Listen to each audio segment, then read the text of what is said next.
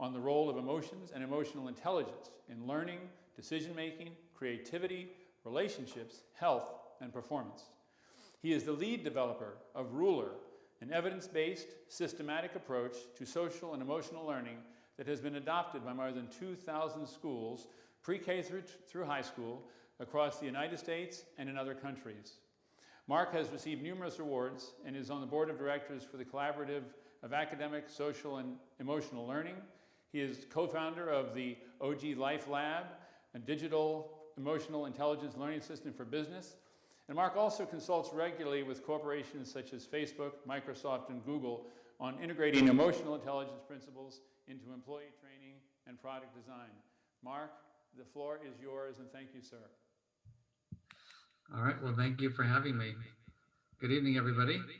I hope you can hear me because I can't see you, so I'm pretending that I work for a television show and I'm an anchor and I'm just gonna talk to the world. I'm gonna share my screen now. And you should be able to see that. Excellent. So again, good evening. You just heard the nice introduction, but my name is Marc Brackett, and my day job is I'm a professor at Yale in the Child Studies Center, and I'm the founder and director of the Yale Center for Emotional Intelligence. And I wrote a book called Permission to Feel. If you'd like to stay in touch with me, please use my social media handles, which is Twitter, Instagram, and Facebook, and then my website is there for follow-up and anything else you'd like to learn. I'm going to start tonight off by reading a quote. Maybe all of you can get settled in your seats and just stretch out your necks a little bit. Kind of just bring yourself into the room. Maybe take a nice long inhale and a nice long exhale. And here we go. And once the storm is over, you won't remember how you made it through, how you managed to survive. You won't even be sure whether the storm is really over. But one thing is certain. When you come out of the storm, you won't be the same person who walked in. And that's by Haruki Murakami. So I ask all of you to just take a moment and think about, how does that quote resonate with you? What comes to mind for you? What does it make you think about? I'll share because I'm the one presenting tonight. I did a study about 3 months ago on gratitude. I was really interested in, what do people say they're grateful for during these very difficult times? And what I found most interesting was that the findings were as predicted. People said, I'm grateful for my finances, for my health, for my home, for my work, for my family. But only 1% of these 1,000 participants said anything around kind of the systems that are behind the scenes keeping them healthy and alive. No one said, I'm grateful for the grocery store clerk or the person who picks up our garbage or the person who works in the hospitals. And for me, just looking at the research, it was very eye-opening in terms of shifting my views, in terms of when I'm out in public and shopping, for example, just having just a lot more gratitude than I've ever had before for people.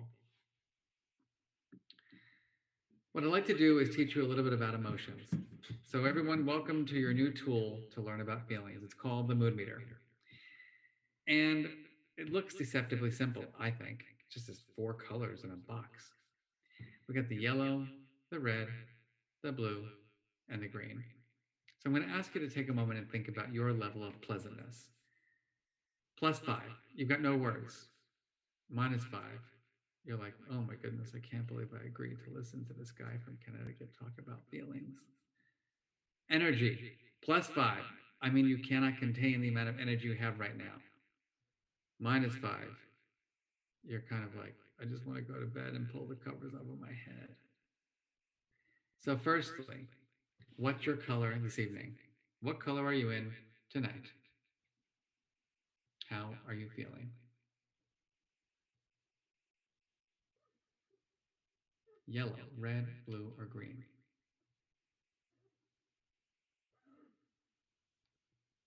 And next, what I'd like you to do is convert your color to a specific feeling word. What is the specific feeling word that you're experiencing right here, right now, at 7:15 p.m.?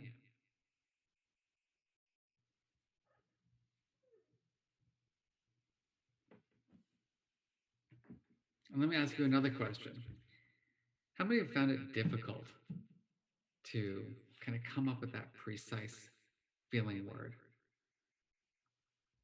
In my research, what I find is that people have a hard time coming up with the right word. They say things like, well, I'm feeling 100 different feelings, or well, I don't really have the words. I'm just used to saying things like fine, okay, meh, or maybe, just maybe, you didn't have a very kind of sophisticated emotion education. It's possible.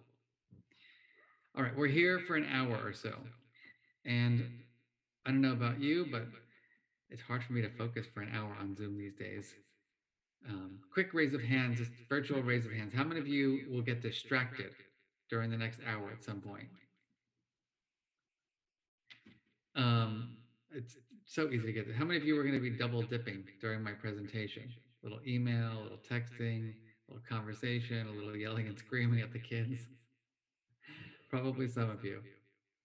So my question for you right now is what's your strategy? Like literally, what is your emotion management strategy to get the most out of this time? Just take a moment and think about that. I'm going to give you about a minute or so to just reflect on your personal emotion regulation strategy.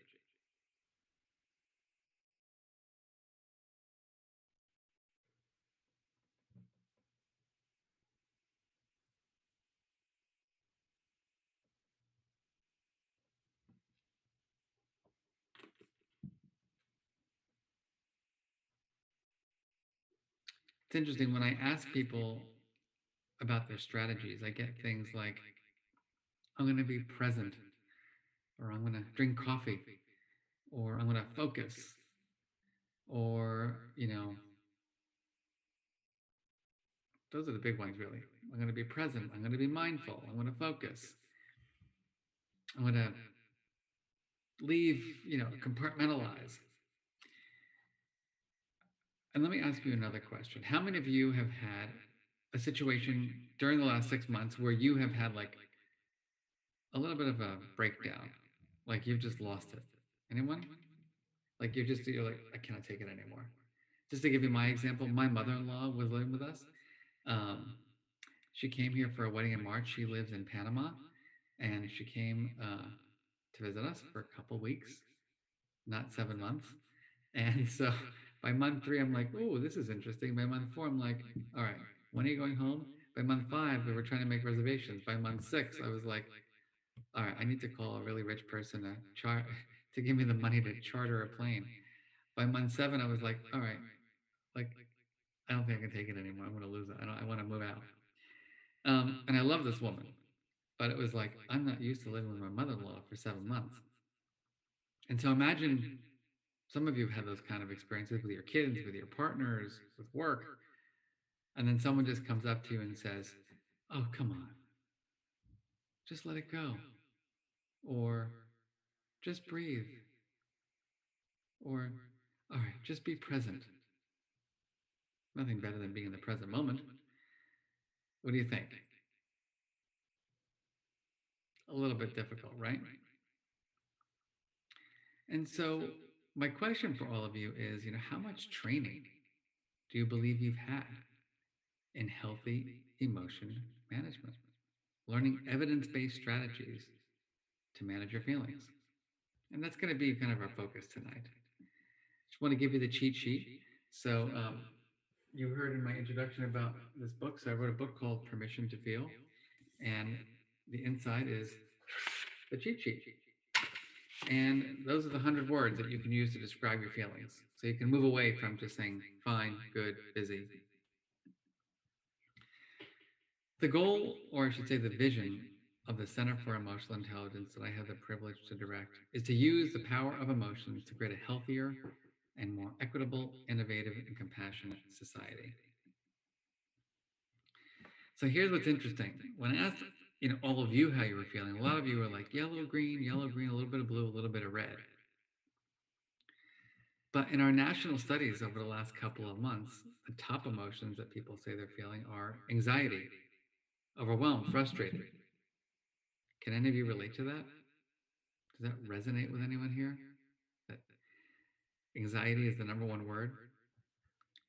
When we work with children and we ask parents and kids themselves, the top words: frustrated, bored, anxious, sad, angry. So when you think about that, you think, my goodness, we've got a lot of people living in that red and blue. And then when you look at COVID and the impact it's had on adults, anxiety and depression, children's externalizing behaviors, adults' reports of serious mental distress, and I don't think we can deny the adverse experiences that our BIPOC community has had as a result of COVID and pre-COVID. BIPOC are Black, Indigenous, and people of color. Higher chances of contracting the virus, greater need for food and shelter, less access to quality health care, higher mortality rates. And so it makes you realize that this is not just about an individual valuing emotions and wanting to develop the skills of emotional intelligence. This is a societal construct. And as we go back to feelings, look at that. That's what our nation tells us anonymously that they're feeling. When we ask people, well, how do you want to feel? Nobody says, I want to feel anxious, overwhelmed, and frustrated, and lonely, depressed. People say, I want to be excited. I want to be happy. I want to be joyful. I want to be fulfilled and calm and satisfied. So my question to all of you is, all right then, what can we do? What's the goal?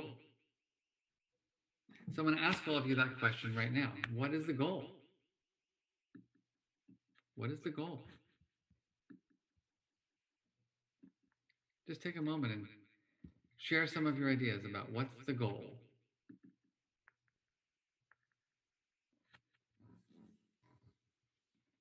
What should we be doing with our feelings?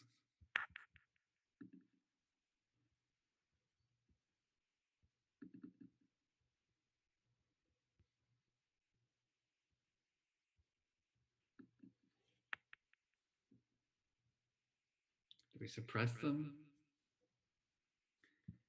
Do we?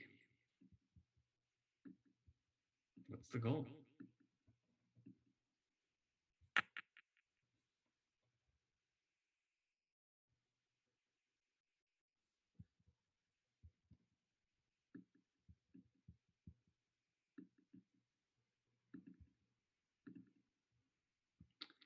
Well, I think the goal is giving ourselves the permission to feel. And so I just want to go into that construct a little bit with you. Think about it right now. Do you feel like you have the freedom to be your true, full feeling selves with your kids, with your significant others, with your colleagues, your family? And when you think about giving yourself the permission to feel, or someone else, what is it? What's the word that comes to what's one word that you would use to describe your automatic reaction to the concept of permission to feel? What's that one word?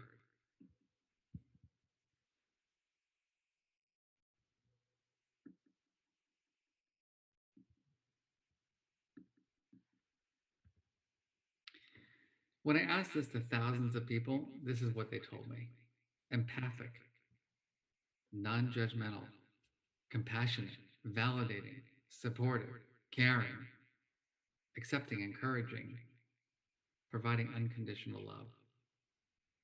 How many of you think that might be kind of the goal of being a good parent? Does that resonate with you? being compassionate, empathic, validating, non-judgmental, supportive, caring, accepting, attentive, open-minded, patient. So I want to ask you to ask yourself right now that question. On a scale from 1 to 5, how self-compassionate are you? How other compassionate are you? How empathic are you to yourself, to your loved ones? How non-judgmental are you? Now, what's interesting to me about this is that I was being interviewed for a television show last week, and I was going into my own personal story because my own story was one of a lot of pain as a child. Sadly, I was abused as a child by a neighbor, and it went untold or undetected for many years. Um, I had two parents who loved me dearly, but my mom had a lot of anxiety, and she would say things like, "Oh my goodness, I'm having a breakdown." Um, and my father, who also loved me dearly, he was kind of a tough guy, and his mindset was more of like that kind of, "Gotta toughen up, son." And I realized I really was trapped with my feelings because I didn't feel like I could share what was happening to my mom or dad, and certainly being in an abusive situation didn't make it easier. But I was blessed that I had an uncle who was a teacher, actually, who was my mother's brother, who really gave me the permission to feel. And so I'm sharing this story, and I see the person I'm sharing it with kind of get very uncomfortable. Um, Again, that vulnerability piece, which is so critical to some of this work. And he's like, "Can we just go to the science now? Can we just go to the science now?" And so I think the power of this work comes from being your true full feeling self. And that's probably half of it. And the other half of it is you just got to understand the science, because the science is really important here. The first is that emotions are the drivers of attentional capacity. They drive whether or not we want to learn. Think about it. Emotions um, are central, like curiosity and engagement, to the learning process. Decision making. How many of you, as parents, have made a bad choice over the last couple of months? Like, "Ooh," you made a choice or a decision, you're like, "I cannot believe I said that. I cannot believe I said that. I can't believe I did that." Obviously, it has nothing to do with your IQ or your cognitive ability. It's your emotions. Our emotions are the drivers of our judgments and decision making. Except what's interesting is that we're not aware that it's happening when it does. Relationship quality. Has anyone here ever, well, let me ask you this as a parent. Have you ever had a situation with your own child where you are like, your child is losing? I can't, like, your kid is like, "I hate you when I'm, like just a complete fit." Has anyone experienced that over the last couple of months? Um, and how many of you, when your child is having that complete conniption, say to yourself, "Gosh, this is why I wanted to be a parent." Right? We don't. It's like, "Oh my goodness, I'm being triggered. I'm being activated. I can't take it anymore. What's going on here? I'm a terrible parent, and I don't even know if I want to be a parent anymore." I mean, all the crazy stuff that goes on in your head. Because emotions, right, are the drivers of whether or not we want to approach or avoid. How we feel on the inside and what we see on the outside. Physical and mental health. Think about this in the workplace. Has anyone ever worked in an organization that felt kind of toxic? An organization you were like, "Gosh, it's like it doesn't feel really good to work here." Maybe there's gossip or duplicitous people. And what we know from our research is that those kinds of climates, those organizations, they drive people's stress and burnout, which in turn drive people's physical and mental health.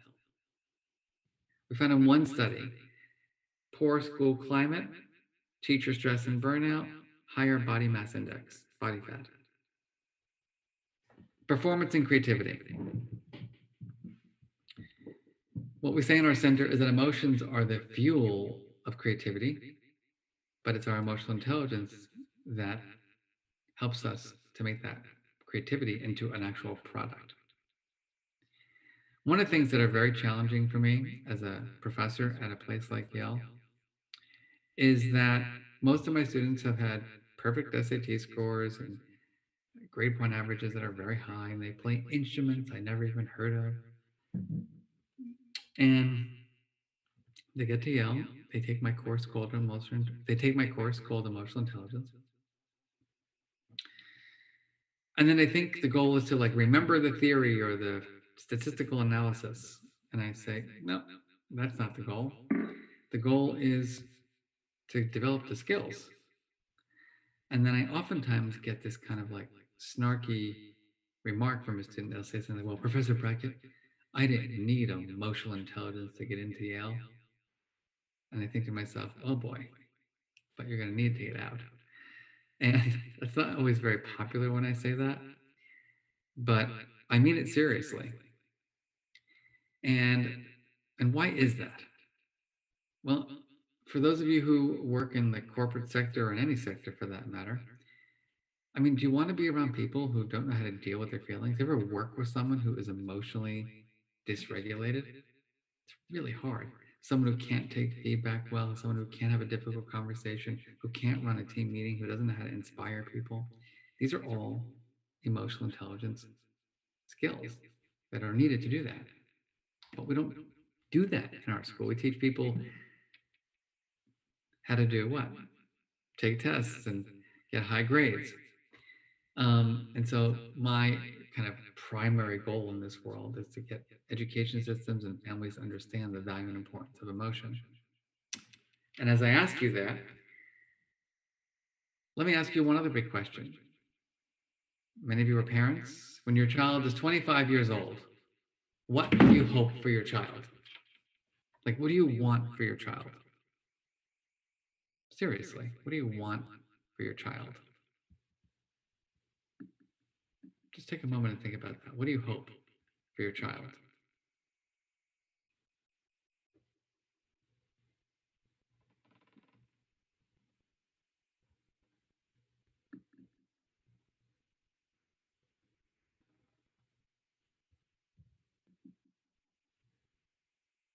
Seriously, what do you want for your child?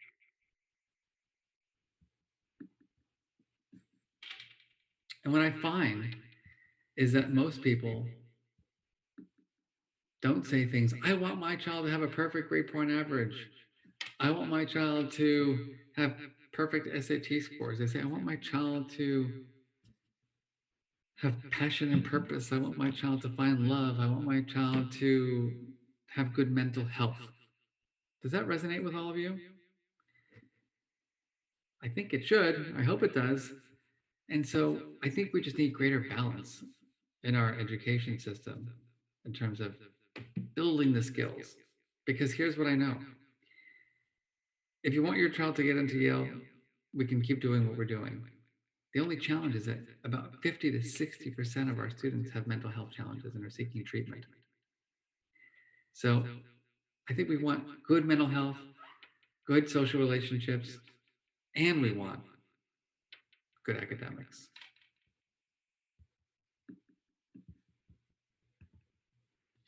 Here's a big question for you.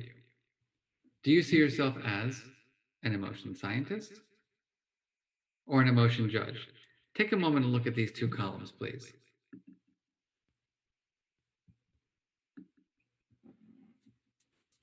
How do you see yourself? As an emotion scientist or an emotion judge?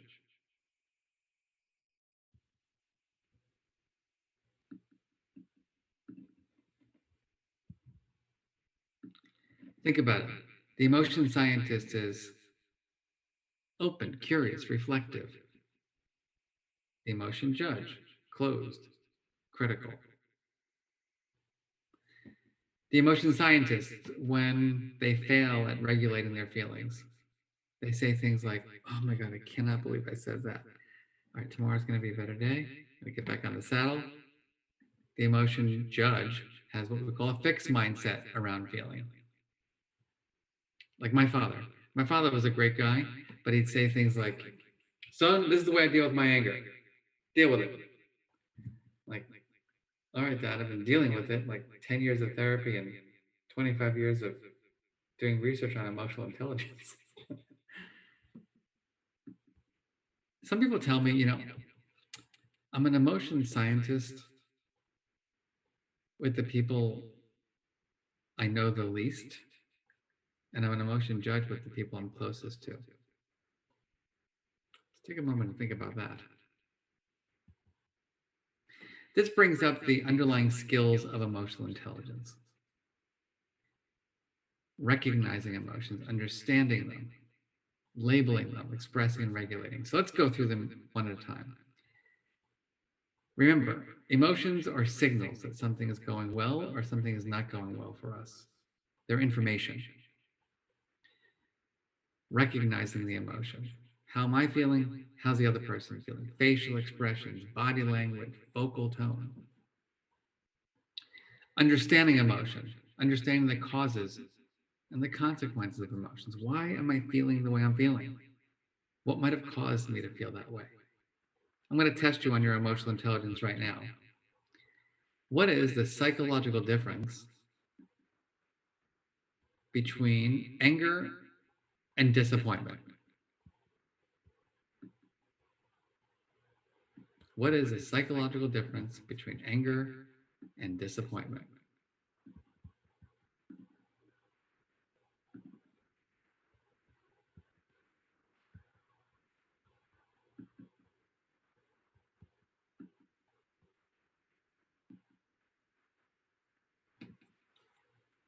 Who can get that right for me?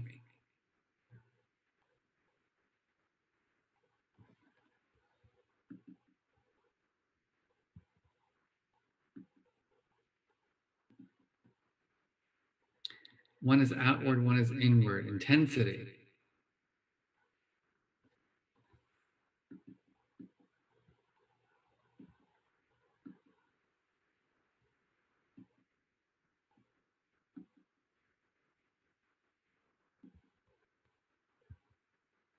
Expectation.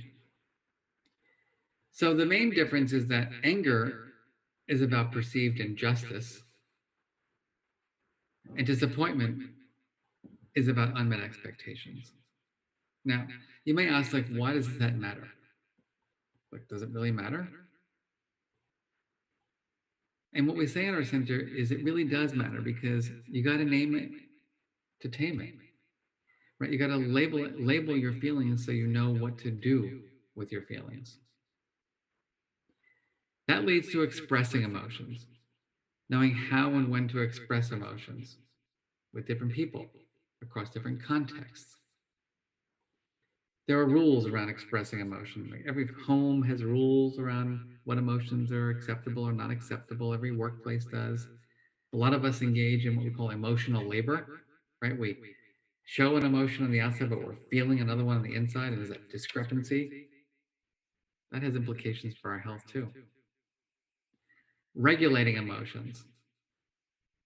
How many of you feel like I would be a little healthier and a little happier if I had some strategies to help me manage my feelings? Like more strategies, better strategies. Anyone willing to go for that? Thumbs up? Yes? And how many of you would say to yourself, gosh, I think well, let me ask you a different way. How many of you feel like you'd be a little healthier, a little happier if everybody who you live with and work with had more strategies to regulate their feelings? Yeah, this is America, right? And we want everyone else to do the hard work. So, 5 skills: recognizing, understanding, labeling, making meaning out of the feeling, understanding anger is about injustice, disappointment about unmet expectations, fear is about danger, anxiety is about uncertainty. Having the permission to express your emotions with all people in all contexts as authentically as possible, having the skill to manage the feeling. So in my work, I call them the Big Seven. And just thought it would be interesting for you to learn about these Big Seven. The first is giving yourself the permission to feel. The second is understanding physiological regulation. That when you're really activated and when your kid is really activated, it's not the time to try to get everyone to talk about their feelings. What you really need to do is deactivate. Why is that? Because it's the way the brain operates. When you are highly activated, cortisol, your sympathetic nervous system gets activated, and it causes you to not be able to really think clearly because you're in fight, flight, freeze mode, survival mode. So the only real way to deactivate is to change your heart rate, shift your nervous system. And that's done through breathing, taking a little walk, doing a little mindfulness exercise. A lot of people don't realize that self-care, like sleep and nutrition, exercise, are related to emotion management, but each one of them is. You don't get enough sleep, your fuse is a lot shorter. You don't eat the right foods, you don't get the right chemicals in your brain to keep you kind of awake. Exercise, movement, directly associated with your emotion regulation skills. The more endorphins you have, the less activated you're going to be. Self-care in the opposite way of psychology, like what are you doing that you enjoy? My friend Docker, who's a professor at UC Berkeley, he studies what happens when you take an awe walk, AWE walk, literally, just taking 2 minutes, 5 minutes, 10 minutes. Go outside your house, no matter where you live, and just look at the sky, look at the trees, look at the molding on a building, whatever it is, to just give yourself that permission to just be still and one with nature. He's shown in his research directly influences the nervous system. Healthy relationships. Here's an interesting phenomenon. How many of you know about empathy? Of course, everybody does. But most of us think about empathy in terms of, oh, my goodness, I'm so sorry what happened. You're sharing the misfortune. You're sharing the sad news. But there is something called positive empathy, which is embellishing when good things happen. I'm going to give you an example. It's a pretty serious one. So sadly, I had an aunt who died of COVID back about 2 months ago. She was a very healthy woman, 80 years old, but seriously healthy, living in Florida.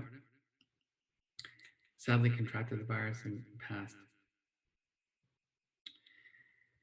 I put it up on social media. I must have gotten thousands, if not tens of thousands of responses. About 3 weeks ago, I was on CBS This Morning. It was a fun thing for my career and for our work in schools. Maybe 10 people were like, oh, cool, congratulations. And what I find interesting is we're so quick to support people in managing their unpleasant experiences, but we're not quick to help people kind of maintain or feel good about their pleasant experiences. Now, why is this important as a parent?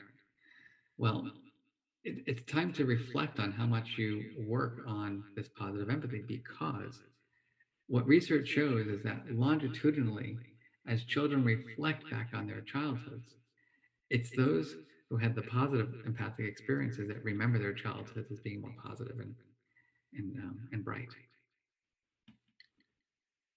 Emotion regulation in terms of cognition. When you mess up as a parent, what's your automatic go-to self-talk strategy? Seriously, like what goes on in your mind? What do you say to yourself? Do you say, this is temporary? Oh, come on, it's okay. Or do you say, oh, I'm such an idiot?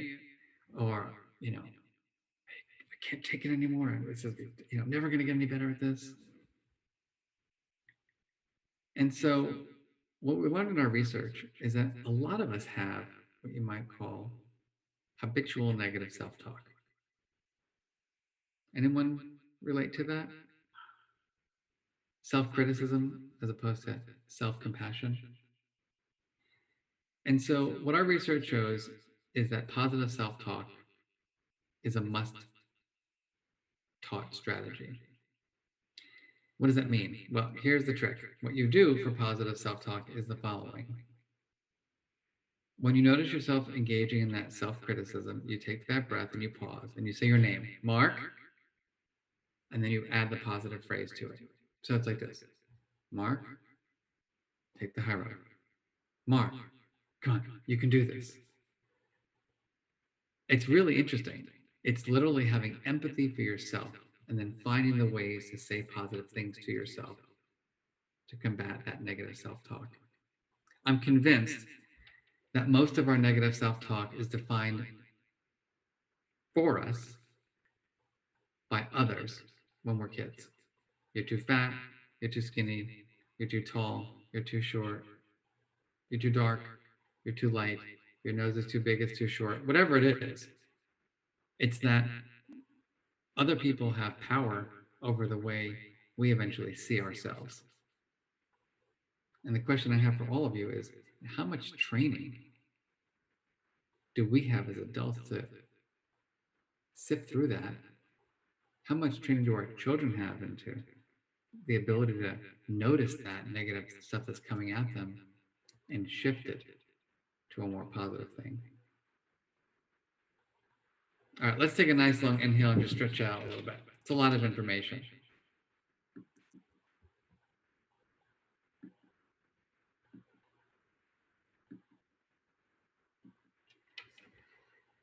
Lastly, routines and rituals. Is the structure of your life, of your child's life, working? Is your wake-up time working? What about your time for exercise? What about your time for breaks during the day? What about your evening routine? What about bedtime? Is it working for you or against you? Let me give you one of my things that's working against me.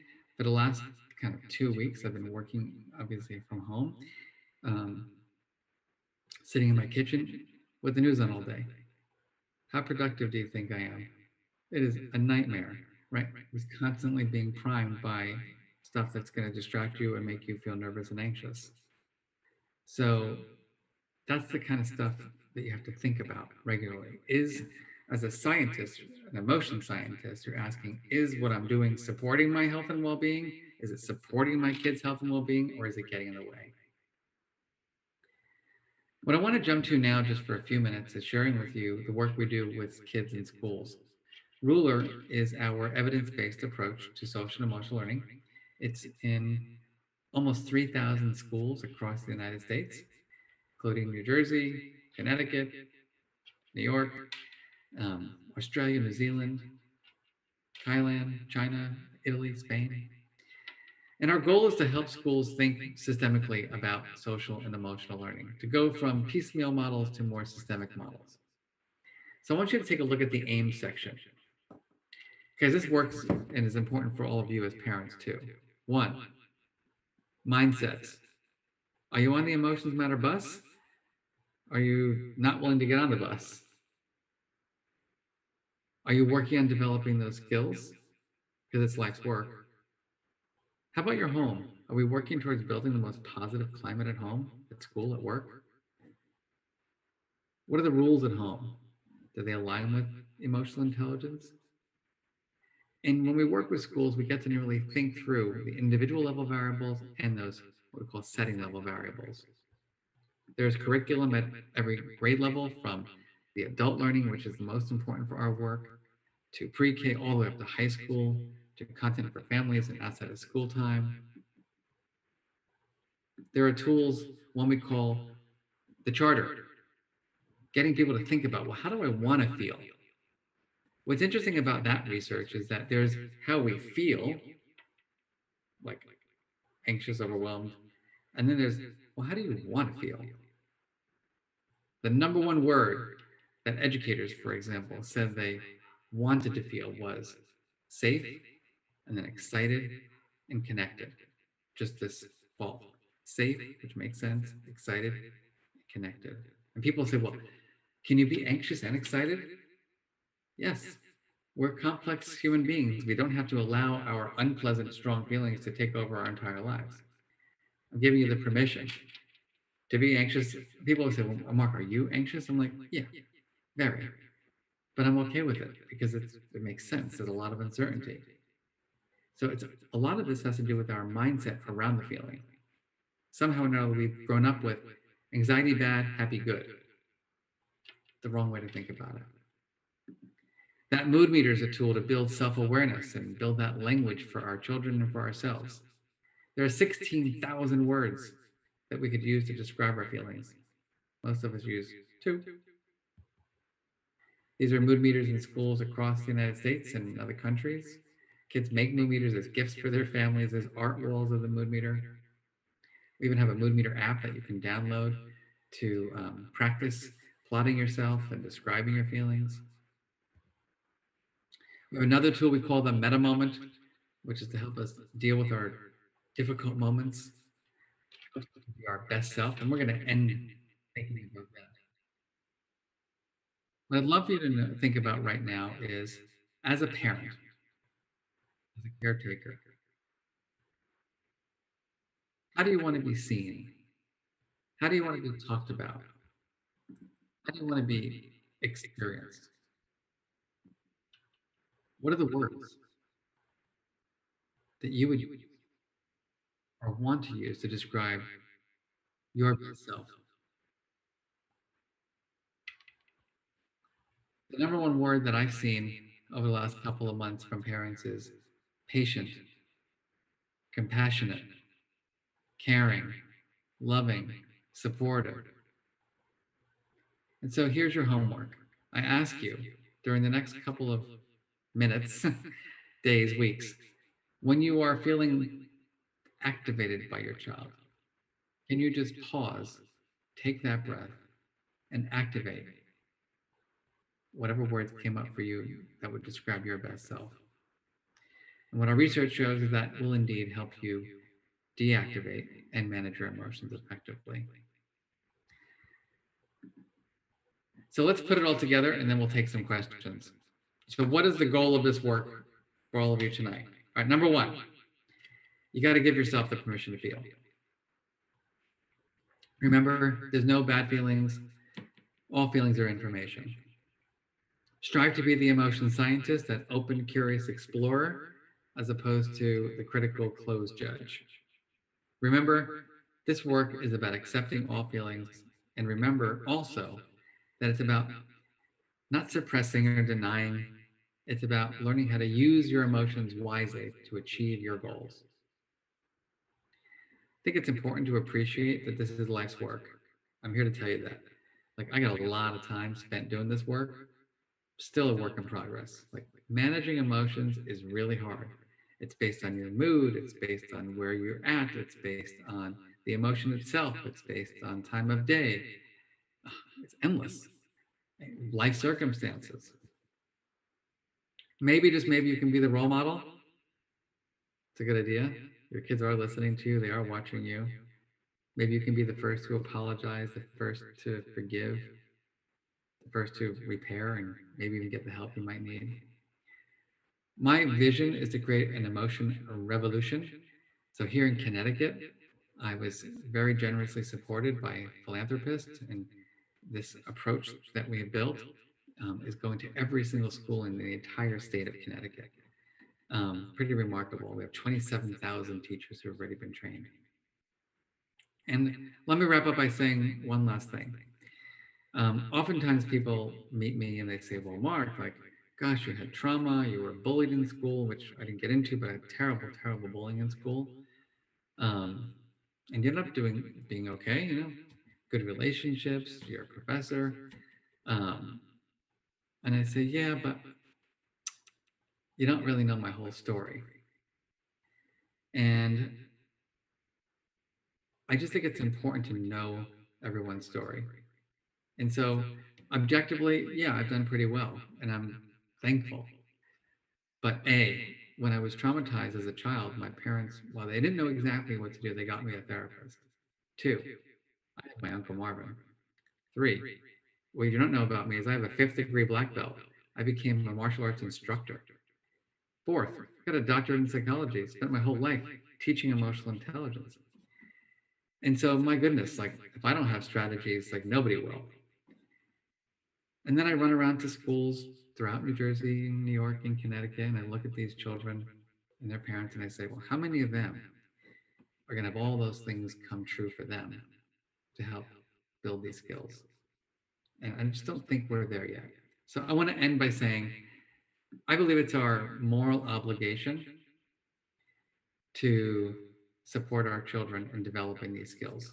They're the skills that help them get through life, which means that it's really our moral obligation as the adults who are raising and teaching kids to be the best possible role models. And on that note, I want to thank you for inviting me. If you want more information about our center or my book or free readings or sign up to be part of our book clubs and blogs, you can just go to my website right there.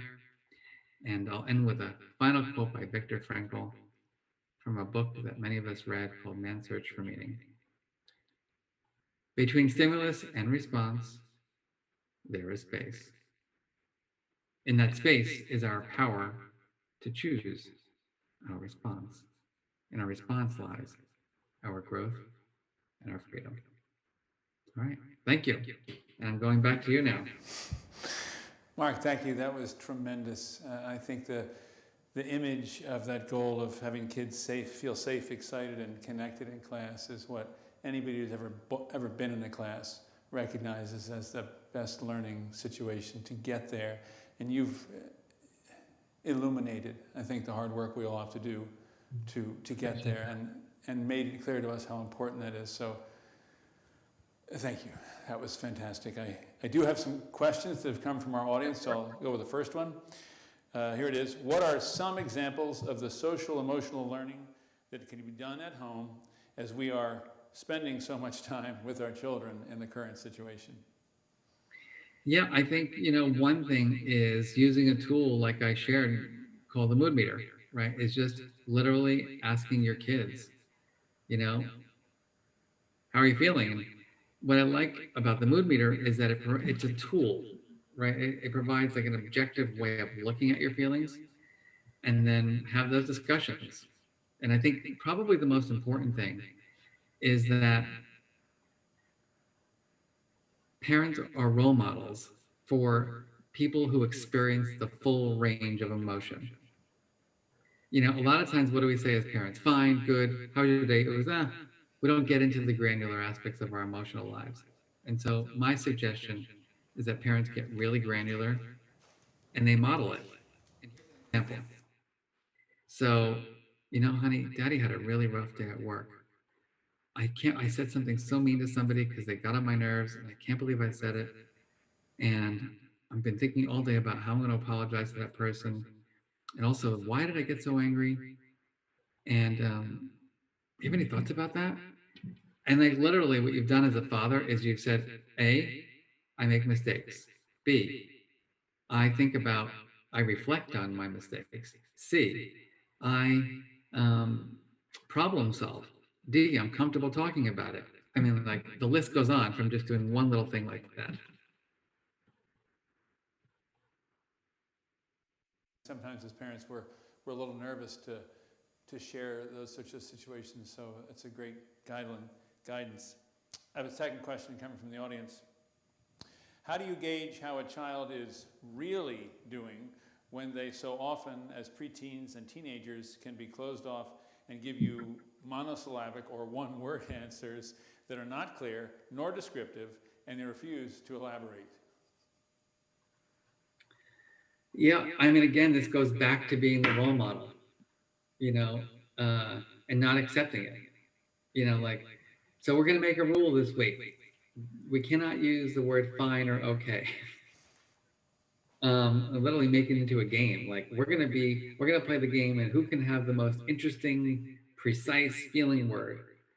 And I think also, again, parents not, really showing the full range of emotions that they're experiencing. And so it's not that complicated if you're the role model.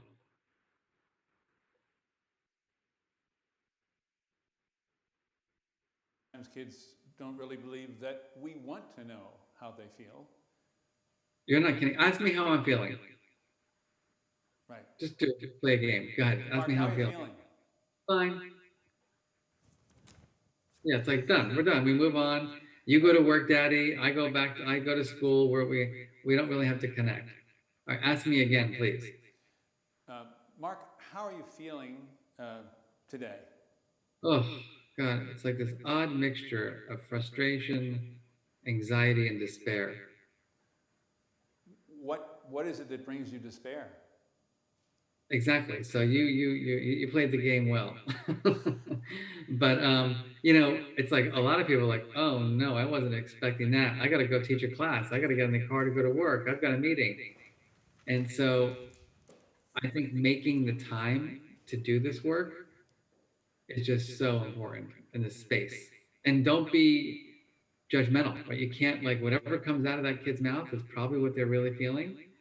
And so be open to it, be the compassionate parent, coach, and hopefully they'll open up even more over time. And as you said, be the emotional scientist, because we are all, in many ways, all of us parents are students of our own children's development, and we're learning from them how to help them the best, because they don't come out with it written on their foreheads. Definitely. As a matter of fact, importantly, is that our facial expressions and body language oftentimes are misleading. Yeah. I look like I'm fine because I'm masking it, but deep inside I'm suffering. Or I'm yelling and screaming, and you think I'm angry, but I'm really feeling shame. Thanks. Next question. How to recommend that students be empowered to identify unsafe situations or even emotionally abusive situations at school? It's a great question also. I think a big part of it is teaching people how to be emotion scientists about their strategies. So, for example, if you are being manipulated psychologically, which is a big kind of bullying in a lot of private schools, it's not the physical kind of punching stuff, it's more like psychological stuff. Like maybe someone will say to me something like, "Oh, Mark, you're just too sensitive. You shouldn't let those things bother you." And I have to think to myself, am I being too sensitive, or are you just manipulating me? And so it's really pausing to, like, figure out, like, whose reality are we living here? And that's important stuff to learn how to do very early on.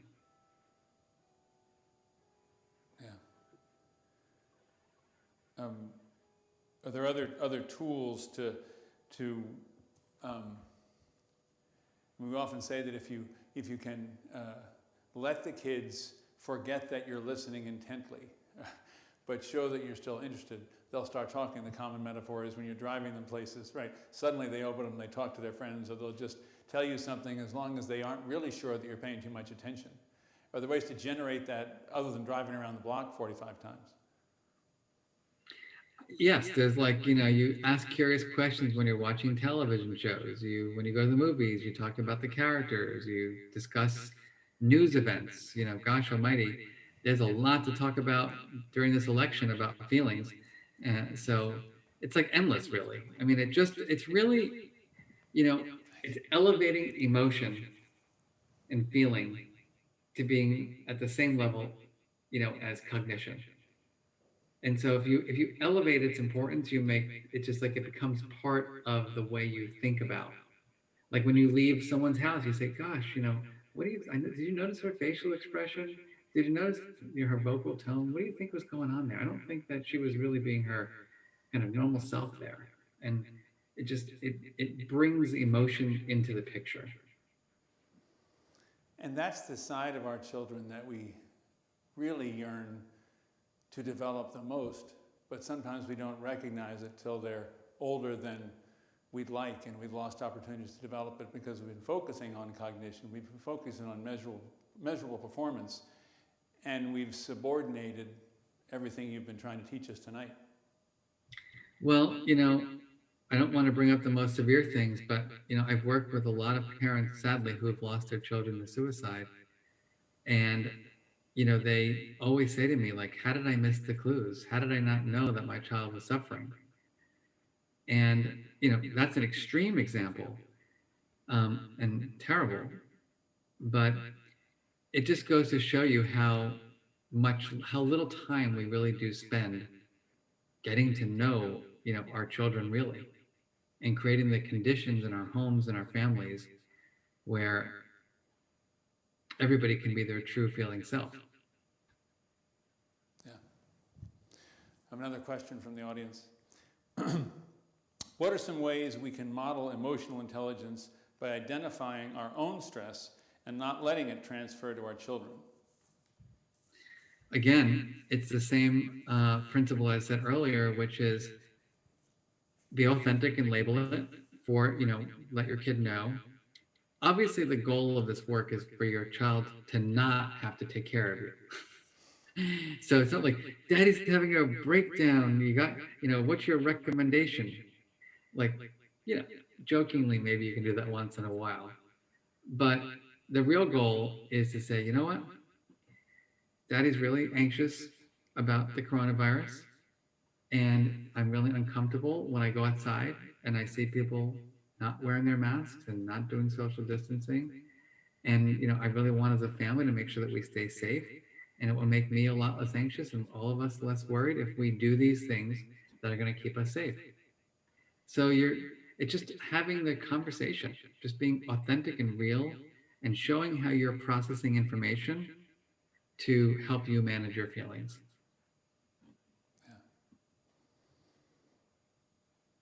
Yes, I agree. And in my line of work, I've worked in several schools, but often hear from kids that they've received messages of very high expectations from their parents that are often indirect. And they'll come and they'll say, well, Mr. Quinn, I'm under so much stress. My parents expect all this of me. And when I dig down deep to find out where it came from, it was a conversation about something objective or something cognitive or something measurable that was that the child heard accurately, but that wasn't delivered in a context that really framed it the way the parent actually meant it to be framed. And there's this chasm where the emotional scientists could investigate between the intent of the parent and the recipient and the impact on the child. And both later when they come together, how many times, you much more than I, I'm sure, have had the parents say, well, why did you think I meant that? And the student will say, because that's what you said, right? And there's a big gap there. Well, one thing I want to just respond to that with is that you use the word stress, and oftentimes what kids are feeling is not stress, it's pressure. And so the stress puts the onus on the kid to figure out what to do about it. The pressure puts the onus on the parent to back up a little bit. Yeah. And so do you see how labeling it can get really important here? Because a lot of my students at Yale, their stress is pressure. It's I've had students where their parents are texting them 10 times a day, texting, when I was in college, first there was no cell phones, and once a week on the Sunday I would call home and we would check in. I mean, now it's endless, how do you do on the test? How do you do on the test? Make sure you get an A, make sure you get an A. You want to go into law school, right? That's pressure, not stress. Next question from the audience. With anxiety being the predominant feeling at this point in time, what are some ways to help them navigate the uncertainties of the time? So you have no control over the uncertainties. So relinquish that control. I mean, I think that's our problem, is that we all want control. I know for me, during the last couple of months, because I have no control over my surroundings, when am I going back to my office? Yale has not really been clear about that yet. What's happening with the stock market? Who the heck knows there? What's happening with people XYZ? I don't know. So there's zero control on the outside. And so what I find, and I'm sure many parents might be doing this, they don't want to admit it though, is that they want to control everything else on the inside, right? Make your bed. Come down for dinner now. Why are you talking to me this way? And you get so overly controlling because I know we adopted 2 dogs during this pandemic, and it's like my only way of control. I'm like, sit, come. I feel like one thing in life I have control over is my two puppies. Everything else is a mess. And so I think my real answer to this question is that anxiety is about uncertainty, and that by definition, you're not going to be able to control it because it's an uncertain outcome. So you've got to learn how to be comfortable with the uncomfortable. And that takes training. It takes the mindfulness exercises. It takes shifting your talk. Instead of ruminating and ruminating all night long about something that you have no control over, you stop and you say to yourself something like, all right, Mark, you got no control over the stock market. Like spending 3 hours lying in bed ruminating about it is not going to be helpful. Oh yeah, that's true. And so it's checking in and again challenging the self-talk. And that first key step you mentioned of admitting that there are many things about this that you cannot control, which is hard, I think, for a lot of us to do. You know, a mom actually emailed me during this coronavirus that she was having a bit of a panic attack at the grocery store. And she said, I just attended one of your trainings, and like I had the feeling of panic, and then I realized that, it was, about the virus, and she was nervous about being in the store. And she goes, but I'm wearing my gloves, I'm wearing my mask, I've got my hand sanitizer for when I'm done. Okay. I'm going to stay away from people as I shop. Okay. And she like literally talked herself through all the things that she was doing to feel safe. And then she goes, I just realized, okay, now I can go shop and I can go home. And so it's like pausing and just doing the work. Yeah. Another question from the audience. What are the most helpful what are the most helpful emotion regulation strategies that work for Marc Brackett?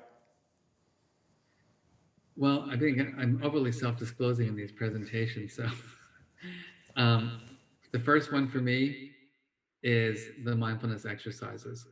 So I do them regularly, just for 5 minutes. I just breathe in and out and say something to myself that's calming, like in and out and deep and slow.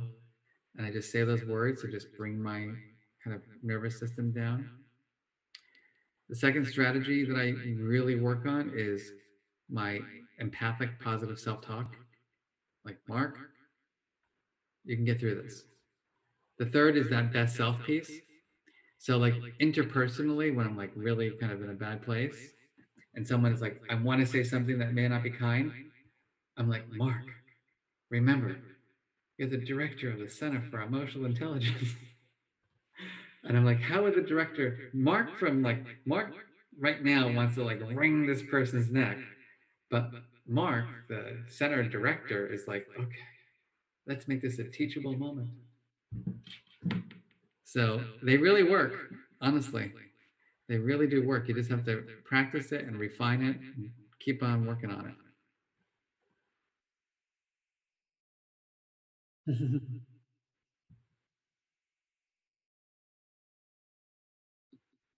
Yes, exactly. That's why you can't do it in the moment. You got to take that meta moment. You got to step back. You got to take the breath to deactivate.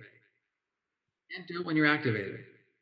So we have to get trained that when we get really irritated or, are worried about something and we get that spike, first thing we have to do is get some distance from that person, take some breaths so that our arousal is dropped so that then we can engage in that process.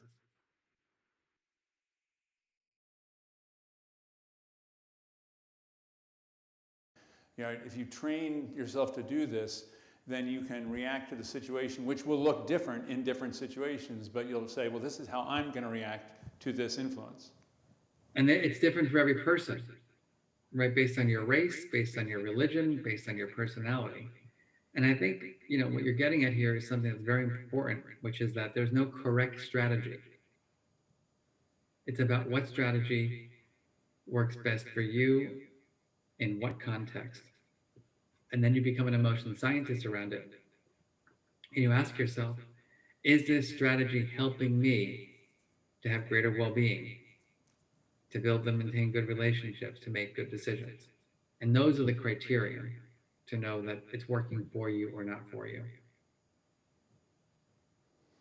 This might be our last question. We'll see. Let's see. How should we help kids who are perfectionists and are constantly worried about the work, as in overly researched, right? Unable to stop, unable to start, so sort of hamstrung. Is this identified as stress, as anxiety, or is it a combination of lack of confidence, stress, and anxiety? Don't know what it is, because I'd have to really get to know the child and the situation. But, labeling the feeling is really important. Is it stress? Do you feel like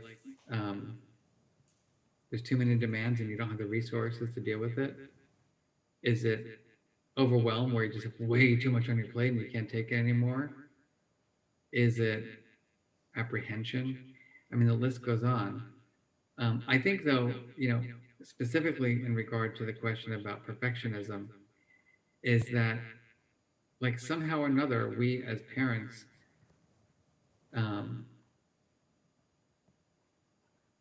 make our kids believe that they have to be perfect. And so, like, the first question I would ask the parent is, are you modeling, that kind of obsessive behavior? Have you told your child, like, you give them the permission to fail and the permission to not do everything so perfectly? And I think it all starts with us adults being the best possible role models. I agree. And that's a great goal on which to end. So, Professor Brackett, thank you very much for your time. Thanks for your wisdom and your guidance and your coaching. I want to also thank all the attendees for their time. This is what makes the Princeton Common Ground work, is your involvement. Particularly, I want to thank the Princeton Common Ground co-chairs, Vandana Banot and Patricia Farmer. And I will also thank all school reps who have made this program this evening possible, especially Kim Dawn Ermaeus and Lavanya Hari. And a bid farewell to you tonight. Farewell to Professor Brackett, and we'll see you at the next Princeton Common Ground lecture. Thank you, everybody, and good luck. Thank you very much. Good evening, everybody. Hi, everyone. Thank you for tuning in to this evening's program. My name is Vandana Banot, and I have the honor of co-chairing Princeton Common Ground alongside Patricia Farmer. That was terrific. We wanted to convey our sincerest gratitude to Dr. Marc Brackett for shedding light on the value of emotional awareness and the importance of emotion regulation to support better health during stressful and uncertain times. We hope you found the program helpful. As we're standing here on the edge of the beautiful Peddie campus, we would also like to extend a huge thank you to the Peddie School and their head of school, Peter Quinn, for hosting and moderating this evening's webinar. Additionally, a big thank you to Dr. Karen Jimenez, who moderated the faculty workshop webinar earlier this week. We are extremely grateful to the Peddie School for their readiness and partnership in hosting our Princeton Common Ground Fall program. Hello, I'm Patricia Farmer. We would also like to convey our sincerest thanks to all of our 16-member independent schools that make up Princeton Common Ground and whose funding and support make these programs possible. And we would like to thank the amazing and talented parent volunteers that bring these programs to life. Special thanks to Kim Dawn Ermaeus and Lavanya Hari from the Peddie School. Also, a very special shout out to Play by Play Productions and Simon Rosenwasser for bringing this live production to you. We will look forward to seeing you at our next event. Thank you.